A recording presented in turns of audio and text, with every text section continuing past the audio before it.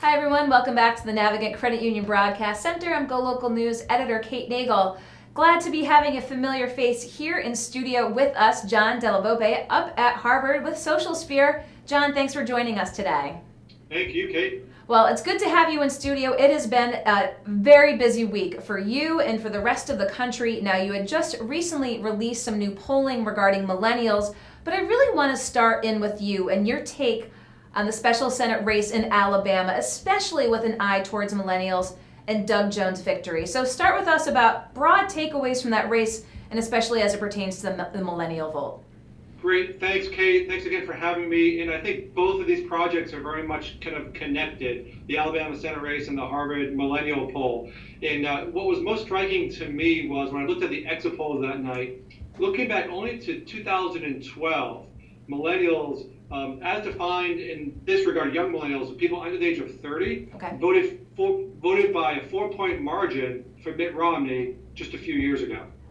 And the results from this past Tuesday, the same group voted overwhelmingly for Doug Jones, which is one of the drivers of his victory. The Democrats went from a 4-point deficit to a 22-point margin, 60% overall vote for the Democrat on Tuesday. And essentially the same thing happened for the older millennials and the young Gen Xers. So really it was voters under the age of 45 who fueled that victory for Doug Jones. Overall, Jones, the Democrat, received 60% of the under 45 vote, whereas I said when Obama was on the ballot against Romney, Romney won the overall demographic group by about 7 or 8 points. Wow. So, we were looking at these numbers going into Tuesday's race, a lot of different ones pertaining to Moore versus Jones. Were you surprised by this result? I was surprised. I mean, I think a lot of people would be surprised, and if they not, they probably weren't completely telling the truth. There were a couple of moments, though, that caused me pause during the last couple of days of that campaign that were noteworthy, where I was surprised, though not shocked. Okay. The two things to me that indicated that could be a turning point, one was obviously Senator Shelby, former Democrat turned Republican's endorsement or non-endorsement of his Republican counterpart, one. And the second thing is that Fox News poll is a good poll, and they have Democrats and Republicans who work on that poll. Mm-hmm. That poll was released about 24 hours beforehand, had a Democrat winning by 9 percentage points. Okay. I actually talked to some of the pollsters who conducted that, and their poll was different because it included more cell phones, where you had more younger voters. So the combination of those two things indicated that it could be a Democratic victory, but it wasn't until 9:30, 10 o'clock that I felt pretty confident that Jones was going to win. So it's interesting, again, having that millennial research at your fingertips, and that's one of the reasons I wanted you on the show today. The recent polling that you've done with millennials about their attitudes overall, I mean, let's start with that outlook of the way the country's going and how they feel. They are very apprehensive. Yeah, they are very. The headline, one of the headlines from this poll, Kate, was that 2/3 of this generation, largest generation in the history of America, indicate they have more fear than hope about the future of the country. We often think that we are a 50-50 nation, divided, and we are in many ways. But when we think about millennials, it's a 2/3, 1/3 generation. Again, 2/3 have more fear than hope. 2/3 believe our greatest threats come from forces inside, not outside the country. And politically speaking, 2/3 prefer Democratic control in Congress compared to Republicans next year. So those are 2 or 3 of those factors, again, make Virginia not a surprise a month ago. Alabama's Alabama special, but I see every indication in my poll and also additional data that says that especially progressive Democrats are much more motivated than they were 4 years ago or even a year ago. And are we, in your opinion, going to see these numbers correlate with voting numbers, with millennials actually turning out at the polls, John? We saw, I hope so. I hope so. In Virginia, as an example, we had twice the level of turnout in that governor's race than we did compared to 8 years ago. That's a very good sign. Turnout among young people in Alabama wasn't necessarily higher. It didn't get a lot of the headlines compared to the increase in the African American turnout. One of the reasons I think is that young Republicans in Alabama chose to stay home, right? Okay. So in many ways, that is a political act.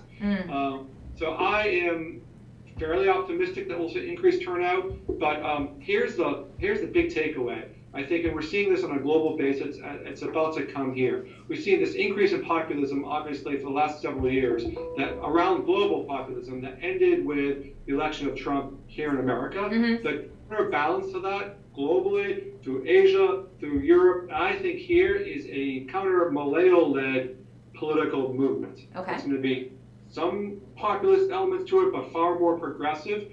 And obviously, the Democrats have an ability to tap into that. But if they don't, I predict in 2020 we will see a significant effort that could be organized actually into a third or independent party that is essentially kind of motivated by young people. Very interesting. And again, these latest results that you were doing national press for, anything surprising to you in the most recent data that was put before you by these results? I think a couple of things, one of which is, despite the fact that this generation tends to be far more progressive, every single year they're a little bit more progressive, that they have so much concern and fear about the threats, many of which are coming from the divisiveness within America. It's certainly very low numbers for President Trump, even among Republicans. Despite all of that, only 1/3 of young people believe the Democratic Party of today cares about people like them.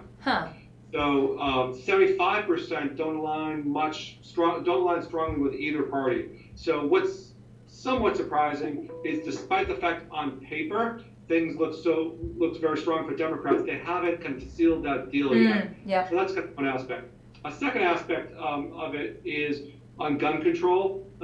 We had not seen much movement nationally or among kind of the cohort that we study, even post Newtown. But we saw a significant shift in young Americans' interest in providing more legislation for gun control post Las Vegas. So we've seen some movement on that as well, which was a surprise given that it had not happened even post Newtown.